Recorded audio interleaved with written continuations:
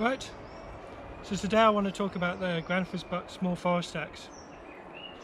Now, probably 99.9% of internet reviews have nothing but praise for this axe. However, I think it's highly overrated. Now, the main issue with this particular axe I've found is it never feels quite right. The handle at 50 centimeters and you know, about 1¼ pound head weight or something. It really lacks power to get any work done. Now, this axe would be greatly improved with probably an extra 5 or 10 centimeters of handle, and that would give you just enough room to actually use two hands. The wood handle is extremely light, so as far as taking it camping, the extra weight of 10 centimeters of wood makes no difference. It's interesting because these have been really popularized by Ray Mears, and now his recommended axe, which you can only buy on his online store, is a slightly heavier head and a 60 centimeter handle, much like the Rinaldi's I recommend. I think for the slightly extra handle length, this axe would be greatly improved. As it is, I find it very awkward for most tasks. Only thing it's okay for really is light limbing work, but even then I prefer an axe with a wider blade and a slightly longer handle. When bucking, it's very uncomfortable because of how short the handle is. You have to really bend down. This isn't such an issue with a longer handle. And for felling, again, I find it very awkward. It's dangerous. Your arc of your swing is quite small, so you lack power, and this short handle is likely to glance off into your foot or leg, which means, you know, it's recommended to kneel down when using it. However, if you encounter a problem with felling and you have to get up and run quickly, you're at a huge disadvantage if you're kneeling down. You know, if you hear a crack or something and you're already standing, you can move quick. Whereas if you're here, your actions are much slower. Now, this could prove actually extremely dangerous. Even on small trees, they can kick back in funny ways and do all kinds of crazy stuff. So you really don't want to be kneeling down when felling. As for splitting, you know, it's a light axe. It can only really do small kindling and stuff, and the geometry for splitting is not ideal. It doesn't really split great. You know, it can do light straight grain kindling and shit, but it's not optimal for splitting. Really, this axe is intended as a compromise, but I feel it's too far of a compromise. It's not really a small forest axe, it's more of a hatchet plus, you know, a little bit heavier and a little bit longer, and almost in the kind of in-between size where it's awkward to use.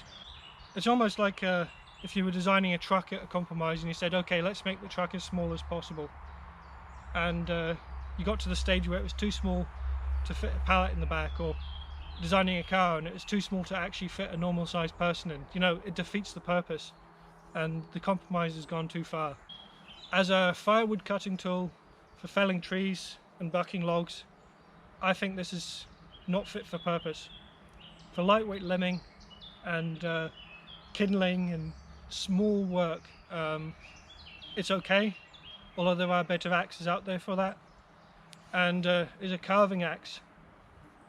The long handle gets in the way a bit, and it's a little bit I don't know, a poorer head design. I prefer a violin pattern for carving, so my recommendations are for a bushcraft axe for cutting firewood, still the Rinaldi American Boys axe. I think it's a much better design, much better performance, and gets more work done. Now on to the fit and finish. The fit and finish on Gransfors is always praised. They do look very aesthetically pleasing. However, I do feel they have to be modified quite significantly in order to get the best out of them. The handles on Gransfors Bruk's axes are way too thick. That matters more on the bigger axes, but on the small axe I did find it was just slightly too thick. I thinned it down and it's much more ergonomic now. As for the forging itself, is pretty good. Really, there's not much to say about that. It's not any better than something like an oxen copf or another good quality axe. In fact, I think the Rinaldis are more straight and even in the way they're done. You know, there's some flaws with it, but mine has a slightly crooked hang. It's still on the end of the palm swell, but it's right on the corner. When I bought this, I actually bought it from a shop, and every single axe they had there was the same, slightly crooked. None of them were straight, so this was actually the best out of the lot, which I found was surprising. You know, it doesn't matter too much. As long as it's on the palm swell, it's okay, but it's not optimal, and you do notice a difference when an axe is hung perfectly straight. As for the grinds are very highly praised, almost unanimously, but I think they're way too thick. This axe came with a 22.5 degree convex, but I've thinned it down to about 17 chisel with quite a large micro bevel, and it cuts so much better at that. So really, the Gransfors grinds, in my opinion, aren't that great. They're a lot better obviously than many other axes, but really, if you're taking axemanship seriously, you'll have your preferences and you'll grind your axe yourself. So I don't see the need to pay extra to have someone else do it. So overall, out of the box, the Gransfors is more usable than the average axe, but I think that's a completely wrong approach. You should take any axe and customize it, the handle to your preference, and find which grind works best for you, and it's normally a lot thinner than any stock axe out there, and you'll save yourself a fortune doing this and have a much more better performing axe. So this axe is now up to about £120. I bought it back when it was about 75, and I think it is absolutely not worth it.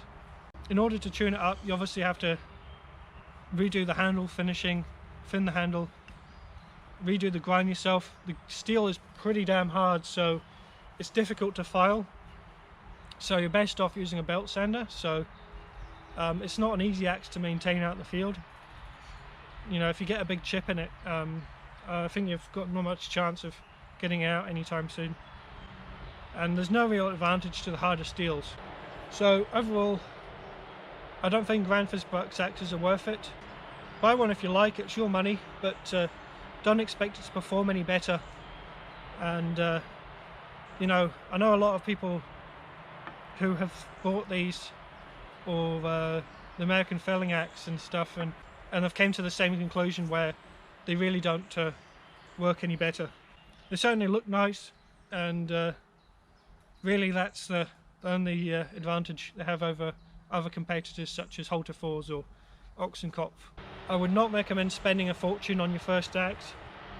I would get a cheaper axe, not a poor quality one, a good quality, less expensive axe, which I've got videos on what I recommend.